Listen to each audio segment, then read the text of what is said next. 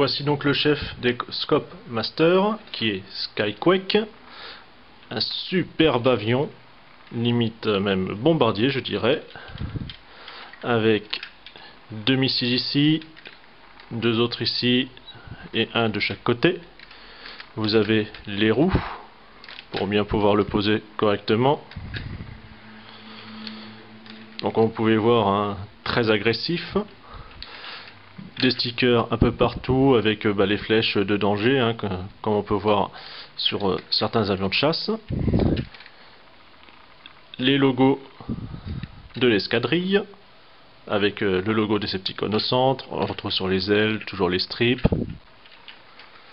La partie réacteur également ici.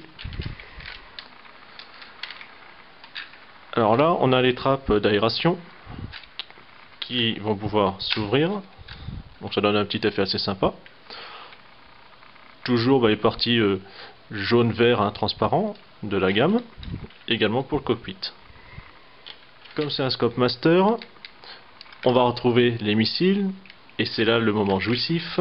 Vous avez une réserve de chaque côté dans les turbos, enfin dans les moteurs, et ici une molette. Donc quand on tourne la molette, vous passez à la chambre suivante. Et c'est là que le mot bombardier prend tout son sens. Voilà. Donc c'est des chambres, tout simplement qui passent les unes à la suite des autres, vous en avez 4. Comme avec Stalker, on va retrouver la partie viseur, avec sa cible au centre, donc un autobo fictif. Vous avez une partie ici, donc vous voyez ça fait une espèce de demi-cercle qu'on va pouvoir faire basculer. Alors tout l'intérêt, c'est lorsqu'on est dans ce mode là, vous pouvez basculer.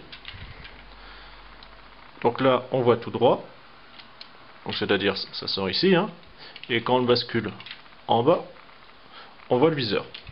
L'intérêt, c'est quand on place ceci tout en haut, on voit cette fois-ci ce qu'il y a sous l'avion.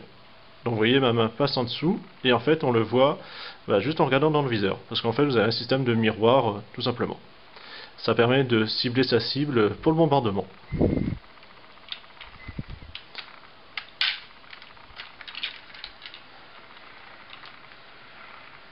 Alors avant la transformation, on va faire très attention à un point qui est comme Pyro, le syndrome du plastique doré qui est super fragile. Parce que comme vous voyez ici, vous avez un emplacement, comme Stalker, on va reprendre Snar, pour pas changer une équipe qui perd. On va le plier, et là pareil on va pouvoir l'incruster dedans. Donc ainsi il est positionné, ça permet de servir de transporteur tout simplement. Et quand vous regardez dedans, alors là forcément vous avez les deux qui s'y sont mis. On va enlever la cible de Skyquake, et voilà, comme ça on a dedans la cible tout simplement de Snar. Et c'est là que ça devient très critique, c'est à enlever très doucement, puisque en fait ça va forcer, et souvent c'est là que ça casse tout simplement, comme le plastique est super fragile. Également à faire attention, ceci, voilà, vous avez un tout petit trou, en fait ça permet de faire le clips pour que les ailes arrière se bloquent, et ça en devient super fragile. Donc à manier avec extrêmement de précaution. Donc on va replier les roues, comme ceci. On va ouvrir donc le nez, en fait c'est du caoutchouc mou, enfin semi-dur, vaut mieux pas se prendre quelque part. Vous voyez en fait vous avez une ouverture tout le long, ça va servir des jambes en fait pour pouvoir les dégager. On sépare au niveau du nez, donc vous avez la pointe qui reste d'un côté, on bascule, donc vous avez les petites ailettes, et avec un logement tout simplement, pour que la pointe puisse se verrouiller. Les jambes, on les bascule vers l'arrière. Comme flash, ça va un petit peu se dégager. On va pouvoir également les séparer. Alors vous voyez, vous avez un système qui coulisse ici, qui permet de bien centrer, et comme ça que les jambes ne partent pas un peu en live. les pieds, comme cela. Vous avez également ici des ergots donc, qui sont fixés sur un axe, qu'on va essayer de déloger. On a un petit ergot normalement qui aide quand on y pense et qui verrouille. Alors, il est encore très dur, puisque également comme Thunderclash, il était dans sa boîte il y a que quelques mois encore. Voilà. Donc, les ailes, on va pouvoir les replier. Mais moi, personnellement, je préfère les laisser comme ça d'un seul bloc.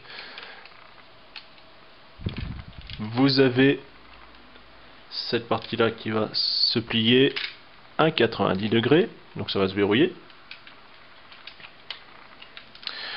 Alors, voilà, allez super doucement, voilà, pour pas tout casser. Ici, la trappe s'ouvre pour dégager la tête. On retrouve les yeux, les bras qui vont coulisser.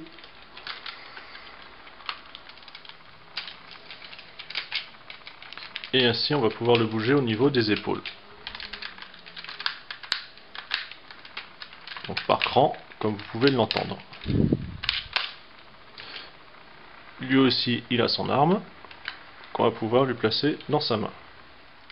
On se retrouve donc avec un robot très grand. On va le comparer par exemple à Stalker et également à Skydive.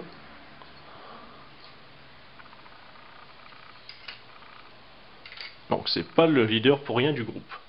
Donc ce qui est dommage, c'est que malgré cette partie là, c'est vrai qu'on voit quand même qu'il y a un trou, ça fait un peu vide en termes de torse.